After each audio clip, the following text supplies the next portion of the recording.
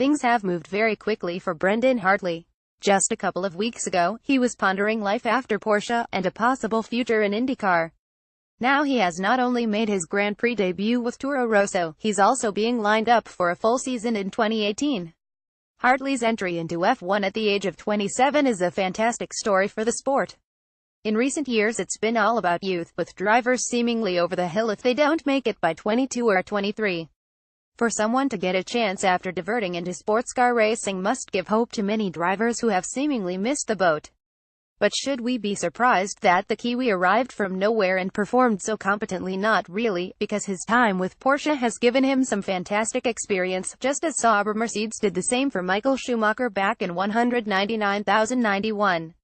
A more rounded driver in his teens, it was clear Hartley was a considerable talent, good enough to secure Red Bull's support that took him all the way to the fringes of F1 as a test and reserve driver. However, amid a surplus of talent coming through the program, he fell out of favor, and he was dropped. A brief spell with Mercedes after that, which saw him running in the simulator and on track, led nowhere. It was the New Zealander's subsequent move to sports cars, initially in a low-key way in LMP2, that was the making of him. Picked up by Porsche for the start of its LMP1 program in 2014, he's spent 4 years racing extremely fast cars that contain even more technology than F1 machinery. He's learned about tires and fuel saving, worked with engineers at a high level, and a major manufacturer. He's also become a team player, something that comes with a territory in endurance racing. There was no bitterness at all, Hartley said of his departure from Red Bull. I understood I didn't do the job. I had a big chance to be in F1 back then, I simply wasn't ready. I'm a much different driver now. Going through that was good for my career because I learned a lot from it. I realized what I needed to change. I had a great opportunity at Porsche. I have been able to grow. I've worked with the likes of Mark Webber and my other teammate Timo Bernhard. You work as a team and learn a lot from each other. Being a Porsche driver at Le Mans is high pressure. You're representing Porsche. I've grown a lot as a driver. I fully accepted back then I wasn't ready and I didn't do a job at that very moment for a number of reasons. I also know I'm a lot stronger than I was back then. He's a much better driver than he was when he was dropped by Red Bull, and he's gone through the growing up process that anyone experiences as they move through their 20s. In other words, he's now a complete package. And that's what he was able to sell to Red Bull this time round. To Hartley's credit, he simply got on the phone to the man who dropped him, Helmut Marko, and told him he's now ready. Some drivers might have just sat waiting for the phone to ring, but his proactive approach could be game-changing for his career. The timing proved to be fortunate. Carlos Sainz was going to Renault and Pierre Gasly coming in, but at the same time Daniil Kvyat was out of favor, and there was potentially a seat for 2018. Sebastian Buemi was available for Austin, but not for 2018, and anyway, he's seen at Red Bull as yesterday's man. So Hartley got the nod. The only thing he was missing was recent experience of racing single-seaters, and that's the process that started last weekend, rather handily in a track where he raced and won with Porsche just a few weeks before the US GP.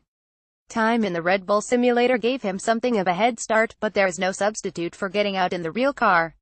Brendon Hartley, Scuderia Toro Rosso STR12 photo by Sutton Images. On the first day, Hartley was hampered by an issue with his helmet. I came here with a different helmet than what the other guys used in this team, and I had huge lift, which was effectively strangling me. The Bell guys did an awesome job to get the right wings on the helmet, and we also added a little windscreen.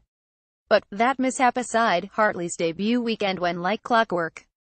Grid penalties meant that he was always going to start from the back, which took the pressure off in some ways, and also meant that he didn't run a normal program over the 2 days. We knew we had a penalty, so we were pretty limited on tires, he said. Daniil was able to do 3 runs in Q1. Tire allocation. We went for the race, because we knew qualifying was over, no matter how I went. It was always going to be tough, I knew that. It's F1, it should be tough. In general, I'm happy with how the weekend's gone. I haven't been off the track, I've improved step by step, which is the goal that they asked me to do. They wanted me to take a steady progression and not lose any track time, which is what I've done. Qualifying learning curve. Inevitably, qualifying was the biggest test Hartley faced. F1 qualifying, first one, it's obviously tough, and I'm super underprepared. Dropping the fuel, getting 1 lap out of the car, there's a lot to learn with this tire. It's super peaky, tire prep on the out lap is very crucial. Daniil had 3 runs, I had 2 runs, but I feel I left a little bit on the table from where I was at in FP3. But that's the learning curve. The track temp went up 4 degrees. What happened to the tire? That was an unknown for me. I know now what I would do differently. Tire prep, a lap, how to get the tires in the right temperature across the line. They're really sensitive. For me, coming in the first weekend and having no experience on that, I'm relying on the team for help. It's a big learning process, and if we were to go and do the session again, I'd do it differently. But I think I should be happy with how it's gone, honestly. Like I say, it's been steep progress all the time. Brendon Hartley, Scuderia Toro Rosso STR12 photo by Sutton Images. Hartley is noted at Porsche for being good both on saving fuel and the tires. In LMP1, drivers can go flat out pretty much all day long, but they still have to massage the tires. We drive to the grip, he explained. The thing is, you can do the same lap time and destroy the tire. So when we say we're driving flat out, that's something we do testing for. On the long runs I felt pretty good, and comfortable. Definitely to get that peak performance out of one lap on low fuel. When you get on it, that's definitely the more challenging bit from my side. Also here we're going as fast as we can, but you can 1/10 quicker and completely destroy the tires. Having that judgment as a driver, and that feel, is a big part of the game. The Pirelli is very, very different from the Michelin tire that I'm used to, especially over one lap. That was the biggest challenge. High speed was a bit of an eye-opener initially. F1 cars are incredibly quick at the moment. It tries to rip your neck off. That took a bit of getting used to, but to be honest, I'm almost there in the high speed. I think the big thing now is to fully understand those tires, because on temperature and wear there's a lot of critical factors that you have to manage. Hartley admitted that jumping from one car to the other wasn't easy, and on occasion he hadn't quite got things right.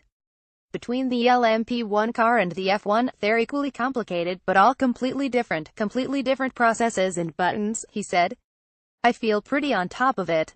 There's been the odd time that I didn't activate the DRS, which is something I'm not used to. There's been a couple of really minor mistakes, but I feel I've got on top of most of that for the race. It's probably a helpful thing that I've been jumping in and out of so many cars, but the hardest thing to learn on any car is the tire. That's the biggest part of the driver's job, to get the most out of that grip, to maximize that, if it's over one lap, or if it's over a long run. So understanding those tires is the biggest challenge. He also had to get used to standing starts, and racing wheel to wheel. In sports cars there's a bit more leeway. Standing starts are something I haven't done for a long time, he admitted. Unfortunately for me, they've made the rules harder for the drivers over the last couple of years, in terms of help that the systems can give for starts. In terms of going wheel to wheel, like you say in LMP1, I know they're long races, but we also run toe-to-toe and race each other pretty hard. That I'm not too worried about. The team's been really positive. What they're telling me is that they're really happy with what I've been doing. I guess they really respect that I have been thrown in at the deep end, and they're really happy with the job I've done so far. At least, that's what they've told me. Brendon Hartley, Scuderia Toro Rosso STR12 photo by Sam Bloxham. Lot Images. An assured race. The race could hardly have gone any better. The start wasn't great, but he made it safely to the flag in 13th place, learning lessons all the while, especially with regard to the tires. It was the first time I've put 20 laps on these Pirellis, so it was going into the darkness in terms of what was going to happen, he recalled. At the end of the last stint I started to understand a bit more, and was pretty happy with the performance. What impressed many people was the mature and calm approach that Hartley took, as well as his sheer enthusiasm. He seemed to be bubbling with excitement at simply finally taking part in a Grand Prix weekend. It's been really nice coming back to the paddock, he said. I know a few of the people, I know a few of the drivers. The team has been incredible with me. They've welcomed me with open arms, shared everything, and done everything to help me to get up to speed quickly. I have a good feeling here, and I've got great people around me. I've been getting advice from everyone I can. Daniel Ricciardo is a great mate as well, and Mark Webber's got such a lot of experience in F1. Nothing specific, just it's all about the details, working with the team, and keeping calm. Obviously I dreamed of this since my earliest memories. It's surreal being here, and as soon as I knew it was happening, I made the decision. I didn't want to come here with pressure and nerves. And anyway, it wouldn't have been good for me. I've come here with the attitude I want to enjoy it. I want to make the most of it obviously, but I want to be relaxed.